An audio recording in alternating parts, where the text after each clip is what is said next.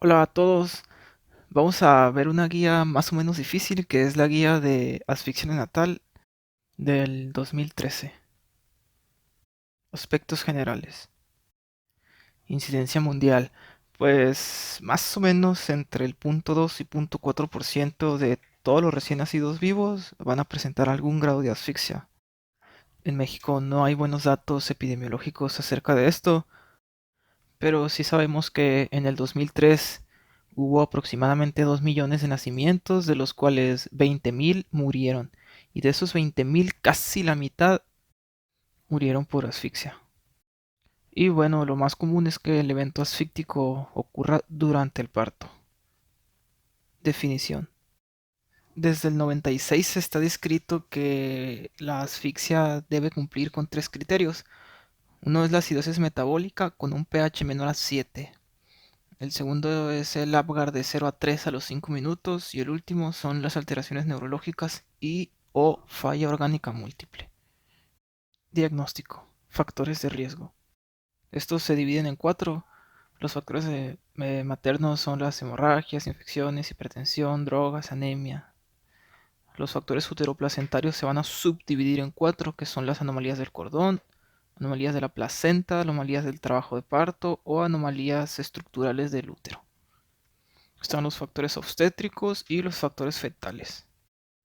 Diagnóstico. Valoraciones prenatales de la condición fetal. El ultrasonido Doppler debe de evaluar la arteria cerebral media, la umbilical y la uterina, y una alteración en el flujo de la arteria umbilical se considera de mal pronóstico. El tococardiógrafo pues no sirve para predecir asfixia, ni tampoco el perfil biofísico.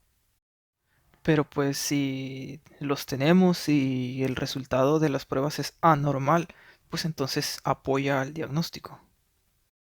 Diagnóstico, cuadro clínico. Bueno, dependiendo de qué tan grave haya sido el evento asfíctico, podemos clasificar las manifestaciones clínicas según el tiempo en el que aparecen. Los datos de aparición temprana que sugieren asfixia, pues como ya lo vimos por la pura definición, el Apgar va a estar totalmente bajo el puntaje, entonces el paciente va a batallar para respirar y también para mantener la respiración, el tono y los reflejos van a estar alterados. Posteriormente el paciente puede desarrollar crisis convulsivas y estas sí dependen de la gravedad del evento. Puede haber intolerancia a la vía oral, hipotensión, alteraciones del ritmo cardíaco y de aparición tardía está el sangrado pulmonar, retraso de la primera micción, oligoanuria, poliuria, etcétera. Diagnóstico. Bueno, el primer criterio era la acidosis metabólica con el pH menor a 7 o un exceso de base de 10. Y el lactato puede ser muy útil, sobre todo si su alteración se relaciona con el pH. Del Apgar, pues sabemos que describe la condición clínica del paciente y que lo hace midiendo 5 variables. Eh, el paciente va a tener de 0 a 3, pero por sí solo el Apgar no diagnostica hipoxia neonatal. Hay múltiples condiciones que pueden modificar el Apgar y en el prematuro su valor diagnóstico disminuye mucho porque el prematuro nace con un tono, color y una irritabilidad refleja menores que el paciente determinó. Y aquí está. Es muy fácil aprenderse el Apgar. Vamos a evaluar 5 variables y le vamos a dar a cada una un puntaje de 0, 1 o 2. Y aprendérselo es bien sencillo, vean. Le vamos a dar 0 al peor escenario de todos. Es un paciente que prácticamente está muerto. Vean, la frecuencia cardíaca está ausente, no late ese corazón, es un 0. Esfuerzo respiratorio no hay, no, el paciente ni respira ni intenta respirar, es 0. Si tú le aplicas dolor o cualquier estímulo, le pasas la sonda orogástrica, no va a hacer absolutamente nada, está muerto el paciente. No tiene tono muscular, no está en su posición fetal normal, va a estar flácido totalmente. Y en la coloración va a estar totalmente cianótico o con palidez. Ese es el peor escenario de todos. Le vamos a dar un 0 a ese puntaje. Y yéndonos hasta el otro extremo, vamos a ver el número 2. le vamos a dar un puntaje de 2 al paciente que está normal, en condiciones normales. La frecuencia cardíaca mayor a 100, un paciente que está llorando, un paciente que cuando le pasas la sonda se quita y se queja. Es un paciente que está bien flexionado y que está rosita, en teoría. Y quienes no estén ni en el peor escenario ni en el mejor de todos, le vamos a dar un puntaje de 1. Vamos a valorar el Apgar al primer minuto y a los 5 minutos de vida, y también está descrito a los 10 minutos. A las alteraciones neurológicas les vamos a llamar encefalopatía hipóxico-isquémica. Entonces, si el paciente está en acidosis con Apgar menor a 3 y está en encefalopatía, pues con esto ya hacemos diagnóstico de asfixia neonatal. No es necesario la falla orgánica múltiple, aunque el texto en algún momento te dice que la falla orgánica múltiple incluye al sistema nervioso central, pues después en la tabla te dice que no es cierto. Pueden ser dos o más órganos diferentes al neurológico y eso indica falla orgánica múltiple.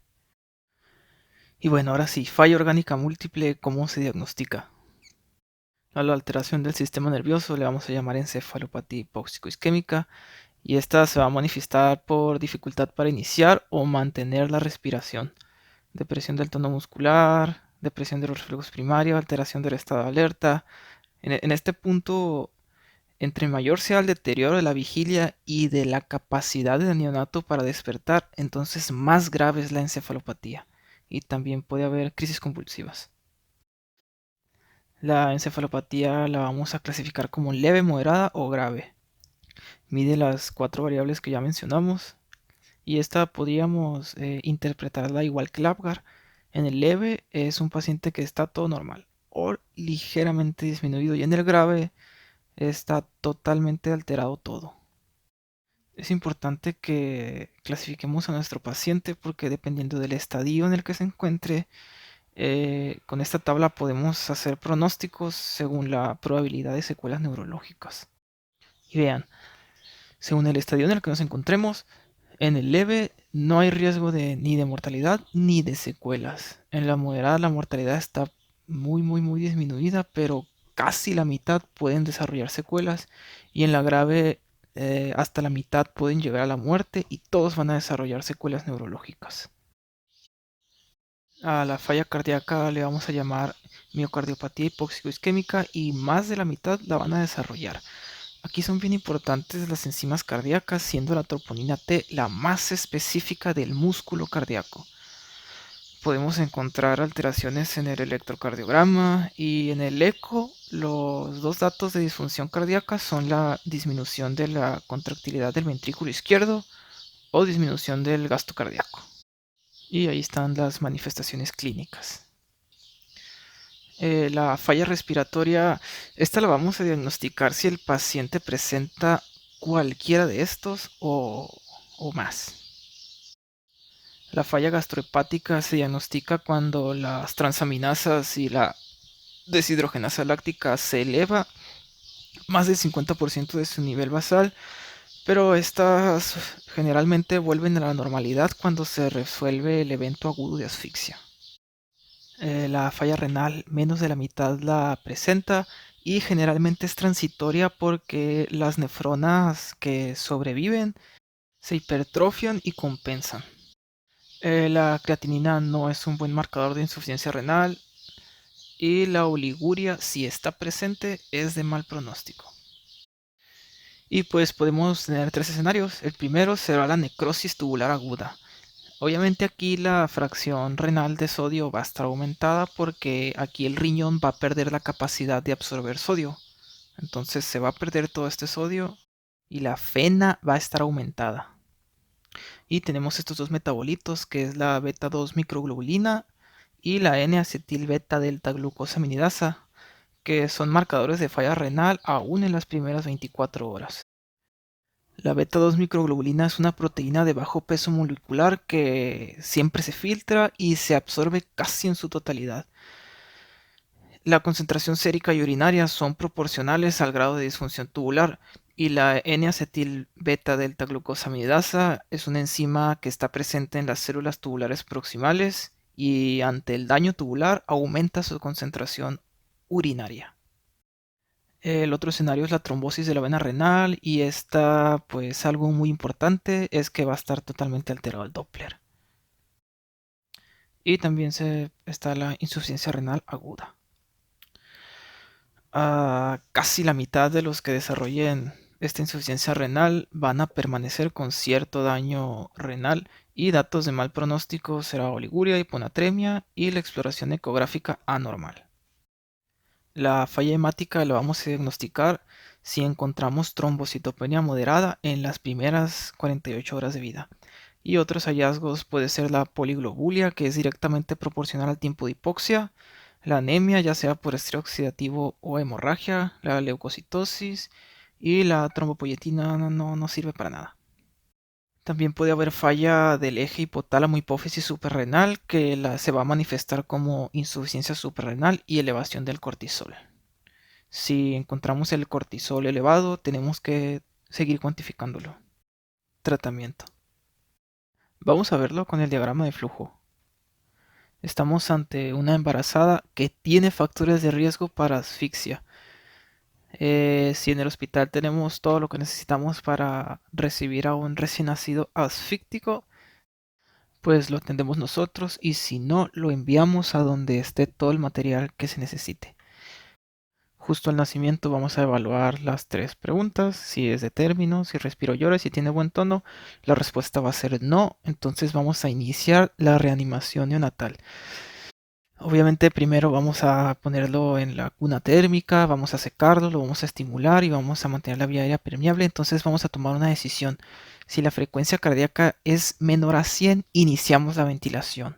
O si el paciente está en apnea o jadeando, iniciamos la ventilación a presión positiva, con la FiO2 al 21%.